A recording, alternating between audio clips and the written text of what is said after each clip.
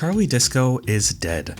Not Disco itself, mind you, but Charlie Disco, the band Dead as Disco's drummer, who is now dead unlike Disco. You with me? No follow-up questions? Good, let's move on. We don't know who killed Charlie Disco, but somehow he's back in a seemingly purgatory-adjacent club called the Encore, from which he'll venture to find his old bandmates and reunite them for one last show. The problem is, for reasons I'm still not clear on even after finishing what content Dead as Disco currently offers, Charlie's bandmates are pissed, and you'll have to do a hell of a lot of fighting to the beat in order to knock some sense into them. This is the foundational setup for the early access launch of Dead as Disco. And while the volume of content here will, generously speaking, be in the eye of the beholder, one thing has established itself for certain. I had a blast with it.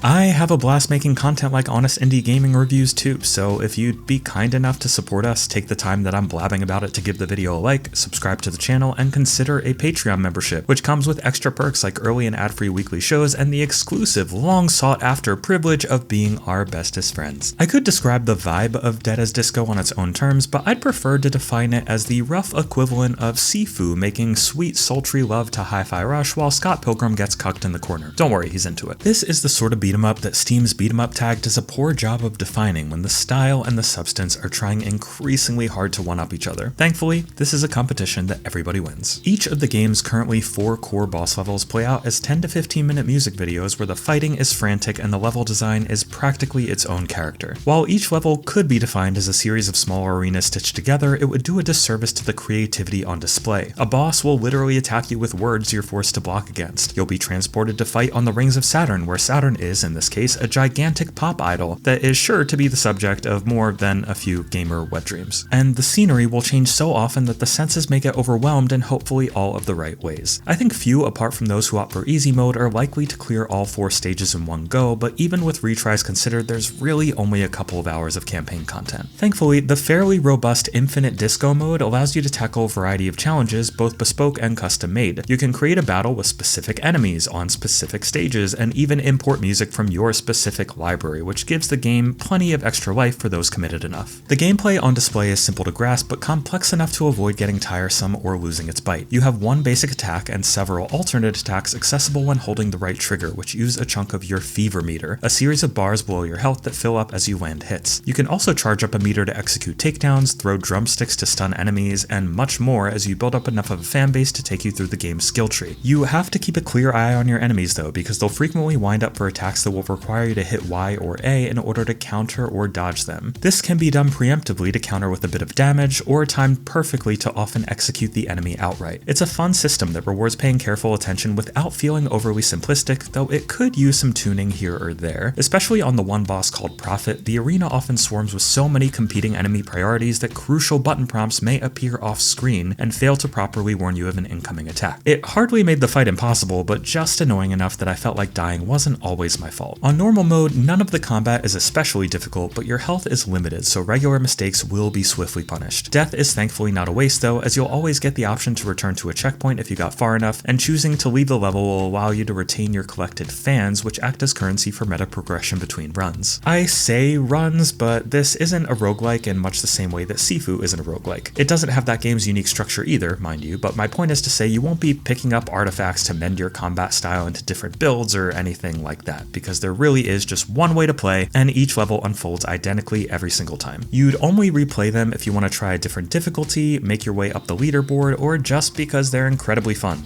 All exceptionally valid reasons. You can play them in any order too, which makes seeing all of the content regardless of your skill level easy peasy lemon squeezy, and making the game's structure kinda loosey-goosey apple juicy. Upgrading your skills can be done at the Encore, which serves as a hub between levels and can be upgraded in a variety of ways to make it less of a dump. Idols you defeat will be brought back to the Encore and can be talked to for additional story flavor, but so far the story did not do much for me. I genuinely got more context about what was going on from Dead as Disco's Steam page than I did in the game itself, as the current method of storytelling is messy and feels like jumping into a TV series from season 2. It's early days though, so lots of room to improve this and hopefully make it a cohesive tale worth telling. If anything can be expanded on gameplay-wise, it's that while every attack lands on the beat, it never felt like the timing of my inputs especially matters unless I cared about achieving a high score. Those not into rhythm games may breathe a sigh of relief at that, since the rhythm requirements here are nowhere near those of games like Hi-Fi Rush or Disco Samurai. But some more player agency on the rhythm component, even if optional, would be welcome.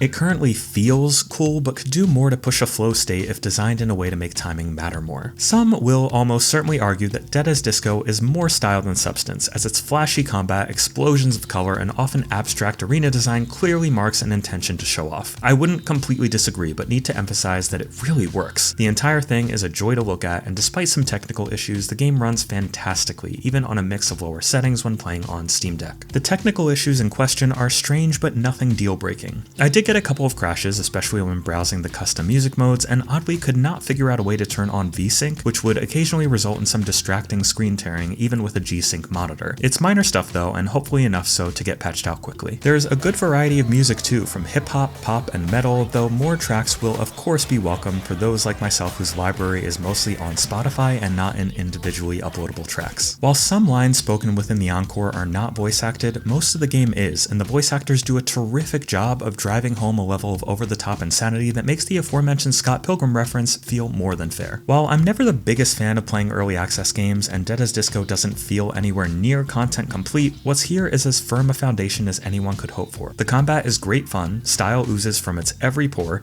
and there's enough custom content flexibility to make for extended playtime in early access if you like its core gameplay enough. I can't overemphasize that its campaign content feels really light at the moment though, so if you're not interested in using custom content features, I'd be prepared to run through its levels and challenges in only a few hours maximum. But I can't wait to see how Dead as Disco evolves. Charlie Disco may be dead, but clearly his story is only beginning.